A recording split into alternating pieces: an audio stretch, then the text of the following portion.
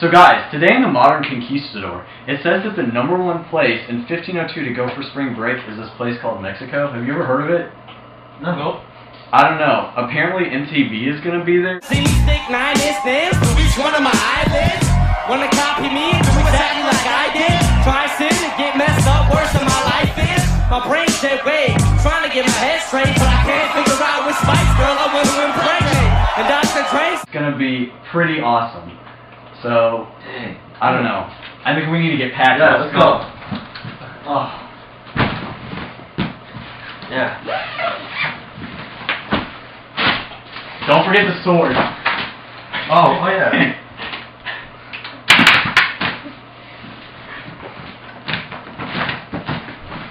Let's go. I think we're ready.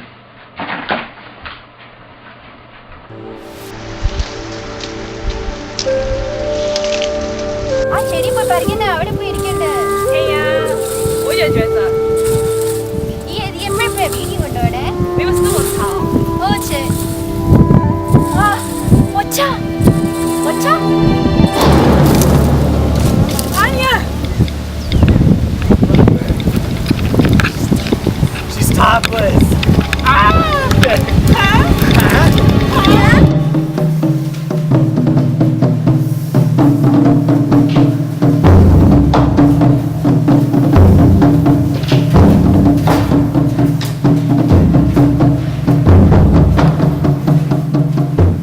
Welcome to the Aztec Empire. We are the Mexicas. Our founder had a vision that where he should build his city would be where he sees an eagle perched on a cactus with a snake in his mouth. And when he arrived here, he saw that very scene and decided to use this area as the foundation for the civilization. Our capital city, Tenochtitlan, is situated on a lake, and in these waters we have constructed something called chinampas, otherwise known as floating gardens. We also use guano for fertilizer and other advanced irrigation systems to raise our crops. This is our king.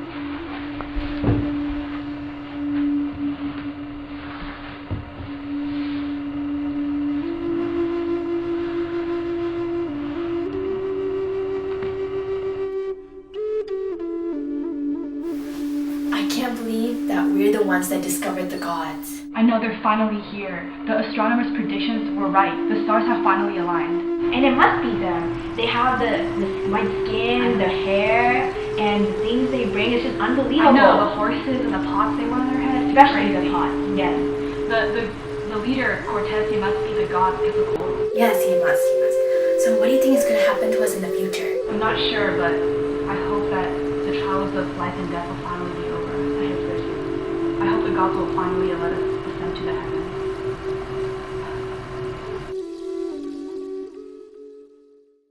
Guys, I really think that we need to consider conquering this place. First of all, if you consider their resources, they have an entire city named Potosi where we can get all of our silver. We just have to establish mines, which we can then begin exporting. Additionally, they have agricultural products that we've never even seen in Europe. There's something called maize, which I guess is also known as corn. We can export that. It's very, very starchy and it's fulfilling. And, with our immense populations in Europe, We could then just use this to, further the development and, the growth of our societies. Yes, that would greatly help our economic system of mercantilism by, we could be establishing encomiendas all over, and that would help encourage exports, which would help bring money into our treasury, which would basically mean that we would be the central power in Europe.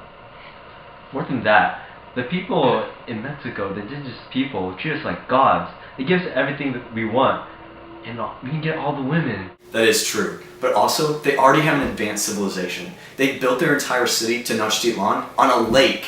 And they have these terraced gardens, which means that we could just continue using their system to grow the crops that we need, which we could then export. But then also, we could use their chinampas, which I guess are floating gardens, and the rivers and the lakes that they already have set up. And once again, just continuing the exports we already have. It's perfect. What would happen to the indigenous class, the society class, if we as the Spaniards were to take over? We don't need to worry about that, because we would rule all of the indigenous people. They would stay at the lowest class. We would be in the highest class, ruling over them. So Would that relax.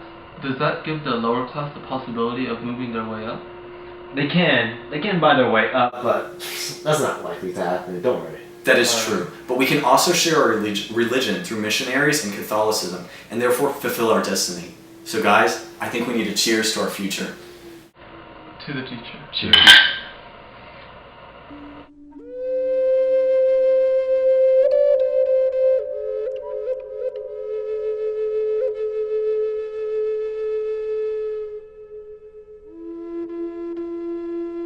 I'm here tonight to say congratulations to the MVP of the 2009-2010 NBA season.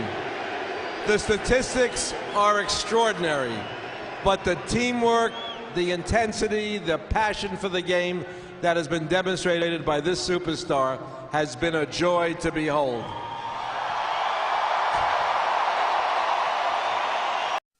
It was just such a special night. He just took over the ballgame. Drills it from downtown. When you score 29 of the last 30 points. Oh, that stuff! This is one of the greatest performances of all time. Here he's doing it on the biggest possible stage. What a shot! For me, as an announcer, it was one of those magic nights. Just come away with an improbable victory.